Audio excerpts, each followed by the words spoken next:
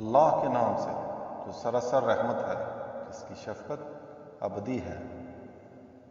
اہل کتاب اور مشرکین میں سے جن لوگوں نے قرآن کا انکار کیا ہے وہ اپنی ضد سے باز آنے والے نہیں ہیں یہاں تک کہ ان کی خواہش کے مطابق واضح نشانی ان کے پاس آ جائے، یعنی اللہ کی طرف سے ایک ایسا پیغمبر جو اچھوتے اوراق تلاوت کرتا ہوا آسمان سے اترے، جن میں ان کے لیے صاف ہدایتیں لکھی ہوئی ہوں۔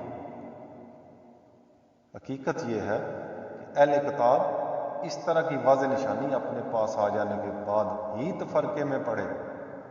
ان کو حکم یہی ہوا تھا کہ اللہ کی عبادت کریں، اطاعت کو اس کے لیے خالص کرتے ہوئے پوری یکسوئی کے ساتھ، اور نماز قائم کریں اور زکوٰۃ ادا کریں۔ یہی سیدھی ملت کا دین ہے۔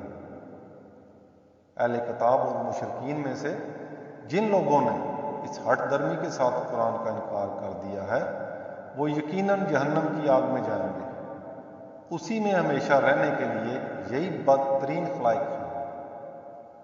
اس کے برخلاف جو لوگ ایمان لائے اور انہوں نے نیک عمل کیے وہی بہترین خلائق ہیں۔ ان کا صلہ ان کے پروردگار کے پاس ابد کے باغ ہے جن کے نیچے نہر بہہ رہی ہے، وہ ان میں ہمیشہ ہمیشہ رہیں گے۔